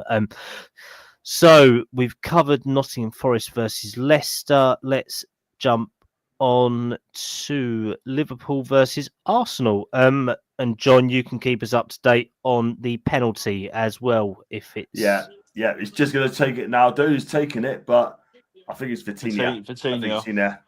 He's class. He's gonna. I don't think he's gonna be saved. Ooh, so dear. Big save. What a rubbish penalty. What an absolute shocking penalty. You'd put your foot through that, wouldn't you? You know, you should have took it. Oh, I would have got Ramos on. Robinson missed penalties, but that's such a bad penalty. Awful penalty, man.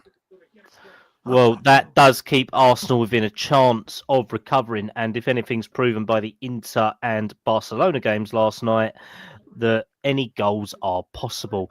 Exactly. I'll go for this game. I think Liverpool will bounce back against Arsenal. I really do, and I'm going to say Liverpool 2, Arsenal 0. Liverpool 2, Arsenal 0. I will not read this out, David Clark. I will try not to laugh because this is not a laughing matter, but I appreciate you trying to make a joke on a touchy subject on that one. Trav, Liverpool, Arsenal. Obviously, I know you don't want to back Arsenal. You probably back Liverpool here, but on a neutral ground, what are you thinking, mate?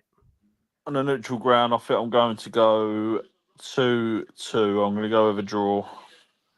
Yeah, I think a 2-2 draw would be fair. Liverpool don't have much to play for, but Arsenal do need the points to secure a place. David's gone for 2-1 Liverpool over Arsenal as well. Right, let's go to our final game of match week 36. And Trav, Spurs do have Crystal Palace travel up from Norwood to the Tottenham Hotspur Stadium. Obviously, we are playing this game 4 days, well, 3 days theoretically after a Europa League semi-final, which we will cover in the next couple of minutes. How do you think this one will make up, and what's your thoughts on this, mate? I think it'll be quite ironic if we do get a win, obviously, given they were the first team we beat at the opening of the Tottenham Hotspur Stadium. However, I think Palace have also had a good season. I think Eze has been absolutely sublime. I think there'll be a lot of clubs after him in the transfer window, Tottenham being one of them. But you know, with our injuries at the moment, with Maddison potentially being, well, he's out for the rest of the season, and also Solanke. I have heard that Solanke could be out as well. I don't know if he's out for the semi-final tomorrow night, but I have heard that he's injured. So which obviously only leaves us with Kulusevski playing in that position, in Maddison's position, and Richarlison potentially playing up top in Solanke's position, unless we play Tell there. However, I honestly can't see us beating Palace, and I think it's going to unfortunately be a 2-1 Palace win. 2-1 Palace win. Okay, 2-0 to the PSG. So I'm going to guess that John's watching it on Amazon Prime and Trav is watching it on a suspect device because the delay on there is unfucking believable. No, I've actually got it. I've got it planned for my PlayStation 5 actually. Right. Yeah. Okay. There's no unsuspected device. What about that? In time. Look at that shit-eating grin you've got on your face right now. Look at you, mate. What?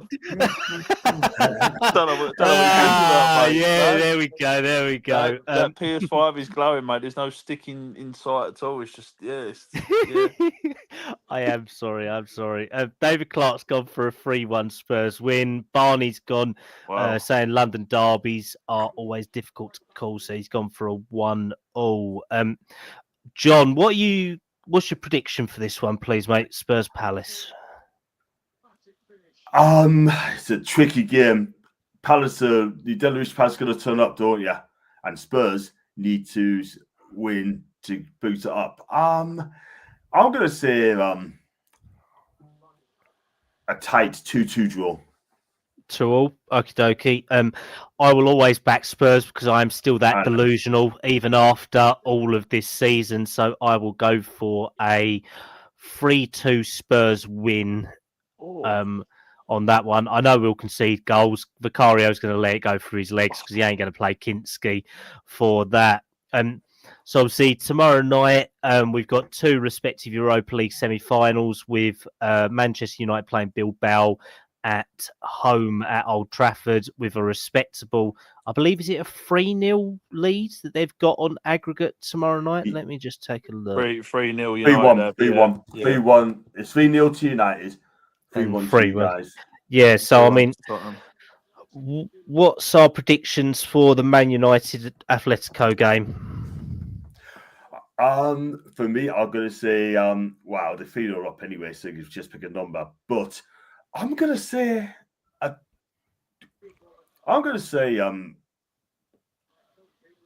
United to win by 2-1.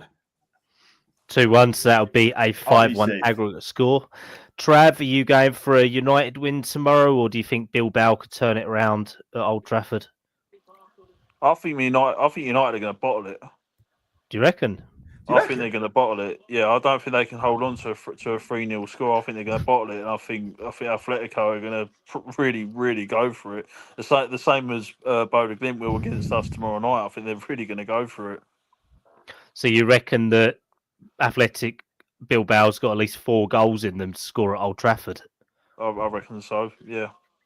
Okay, so what's your prediction going to be then for it, mate? That's quite a bold statement. I know, obviously, with it being a 3-0 deficit and obviously us winning 3-1, but considering that, Mason Mount scored his first goal, and God knows how long for United the other night, it goes to show how poor they really are. And I'm going to go. I think what's going to be hard for us tomorrow night is playing on that. I think they've got an artificial pitch, haven't they? Artificial pitch in the Arctic Circle with a stadium that has 8,000 fans. Our stadium has 62,000, and the population of Bodo is less than 62,000. So our stadium had more people in it than their actual hometown. Yeah, and I've seen a lot of people saying about the weather playing a factor, but I think I've read someone say the other day. I think it's about 8 degrees out there at the moment. Also got to go back from Saka. Saka's just scored.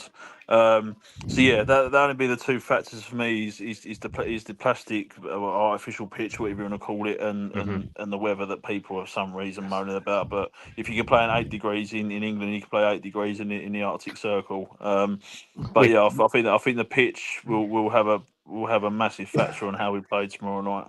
No, that's fair. I mean, Solanke is in the squad for tomorrow night. James Maddison is out for the rest of the season alongside Lucas Bergvall and Radu Dragusin. Yeah. There is no other fresh injury news apart from Son Heung-min didn't travel with the squad, but may be available for the Crystal Palace game as well at the weekend. So we I will. thought he was going to travel. I swear I read the other day that he was travelling for the second leg. He's trained on grass, but he's not trained with a group. So Right, okay. didn't take the risk on that one. So most likely we'll have a front line of Tell, Richarlison, and Mikey Solanke. Moore. I don't think he'll play Mikey. That's the thing. And David Clark's gone. It's 7 degrees with a 9-kilometre-an-hour biting wind and a plastic pitch. Sounds like Tamworth. Let's put it that way. But we had -2 degrees with a 12-kilometre wind and a plastic pitch, and Daniel Levy sitting on a plastic chair at the back of a fucking brick dugout. Did you see that picture of him doing that? That was fucking brilliant. Him with Donna Cullen. What a prick. What a prick. Oh, right. So, Trav, what's your score prediction for tomorrow, please, mate, for us? I'm going 2-1 Spurs. 2-1 Spurs, so that'll mean we win 5-2 on aggregate. John, are you back in Spurs tomorrow night, mate, or are you thinking that we'll bottle it? Now, the first goal is going to be very, very key. If Mhm. they score the first goal, then anything can happen in this game. I think Spurs will just do enough. I think they lose on the night, but I've got to go 3 to Bordeaux, and you'll still go through anyway. Okie dokie. I'm gonna be. I'll go back Spurs. I'm gonna have to go 2-1 to them. David Clark has said Bodo isn't Tamworth, as Tamworth put 6 past Roma. I don't think many people in Tamworth know where Roma is. Let's put it that way. So, but no, Bodo are not a team to be messed with. Let's put it that way. They have taken a lot of big scalps home. I did feel more confident when we were 3-0 up compared to 3-1, but it had to be Spurs to make it a little bit interesting as well. So, what sort of comment that is really, but I think it's based on the amount of scalps that Bodo have taken. They've obviously beaten Lazio, they've beaten Roma, they've beaten a number of teams at home as well. I don't know what the Bodo injury news is either. To be I think I've heard we're talking about it on the other pod the other night, Cal, that apparently they have got a few of their injuries back in contention. So it's going to be a lot more interesting than that first leg, because I mean they didn't. Well, there was their captain who came out and went, the Spurs ain't anything special and they can't keep hold of the ball, and we won 3-1. So yeah, it will be interesting though. Saka's just missed an absolute sitter, by the way. Ooh, Wow, so mate. that's not going down well for them either. But no, I think that if we can get an all-English final, I think that would be interesting. It would be Spurs, though, that we've beaten United 3 times this year and lose to them in the final, but I won't jinx it, and we will leave it there. So, obviously, that has been Game Week 35 review and Game Week 36 preview with a live commentary of the Champions League as it goes on from my glamorous co-hosts, and also a Europa League semi-final preview, second leg for tomorrow night as well. So, obviously, don't forget to like and subscribe to the channel. But obviously, thank you very much to everyone in the chat and everyone who's been with me tonight as well. So, John, obviously a pleasure as always, mate. Where can everyone find you and follow your vlogs and your match day previews, to be honest? Thank you very much indeed for having us on. It's always been a pleasure coming on your show, and it's really, really good fun tonight as well. What have I got coming up? Well, tomorrow I'm doing a match day vlog at Ashton Gate between Bristol City and Sheffield United in the playoffs. I'll be in the hospitality suite as well, so 2 buffets, and I'll be in a padded seat. So I'll be going to Ashton Gate, Bristol City, Sheffield United. Then on Sunday I'll be at Wembley to watch Whitstable Town versus Whiteleaf in the Fast Trophy, and then on the same day, same stadium, 4:15 kickoff, it'll be Aldershot against Spennymoor in the FA Trophy final. So 2 games at Wembley, and And then after that, I just got a ticket the next Sunday, which I would not have had a ticket anyway. So someone linked me up today. Because he's a season ticket, so he got me a ticket a day. So I paid up, and it'll be Scunthorpe United against Chester City in the National North playoff finals. That's a week on Sunday. It's going to be about 9,000 there, and that's the sixth tier of English football. I reckon 9,000 will be there. It will break our records there, and it's going to be a sellout. Chester sold 1,500 tickets, and Scunthorpe probably sell 7,500 tickets. So that is the game of all games. The atmosphere is going to be absolute mad, and that's the vlogs I'm doing. So the next one I'm doing Bristol City weekend, 2 matches at Wembley, and then in between that I'll be doing Scunthorpe Chester. No, that's great, mate. And where can everyone find you on X, just so they can tag and follow you? Yep, you can find me on John_NUFC42, and that's me social media. YouTube, John Sinclair TV. And if you go on TikTok, also John Sinclair TV. And then on Insta, John Sinclair 55. On Facebook, just John Sinclair. But I don't normally go on Facebook that much, to be fair. But I've got my socials. TikTok is killing it at the minute. So I'm getting followers left, right, and centre. Subscribe left, right, and centre. No, that sounds great, mate. And Trav, obviously making your debut on with me.